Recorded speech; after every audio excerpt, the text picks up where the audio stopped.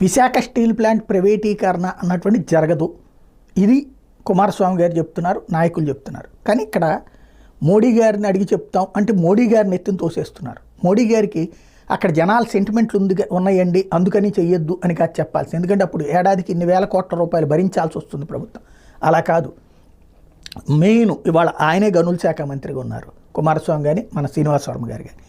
చెప్పాల్సిన పాయింట్ ఏంటంటే అక్కడ దానికోసమని ఆ రోజుల్లో భూసేకరణ చేసినటువంటి భూమి 1000 ఎకరాలు అలాగే ఉంది. ఆ భూములని అదే విశాఖ స్టీల్ ప్లాంట్ పేరుతోకి మారిస్తే అది రాష్ట్రపతి సంతకంతో ఉన్నాయన్నమాట, రాష్ట్రపతి పేరుని రిజిస్టర్ అయినాయి. ఆ భూములను విశాఖ స్టీల్ ప్లాంట్ పేరులోకి మారిస్తే లక్షల కోట్ల రూపాయల ఆస్తున్నట్టు అవుతుంది. అప్పుడు ఆటోమేటిక్గా ఆ లక్షల కోట్ల ఆస్తున్న దానికి 1,00,000 కోట్లు లోన్ ఇవ్వమంటే ఇవ్వడానికి ఇబ్బంది ఉండదు. ఇప్పుడు ఉన్నటువంటి ఫ్యాక్టరీలో ఏవైతే పూర్తి స్థాయి పని చేయించడంతో పాటు ఒక గను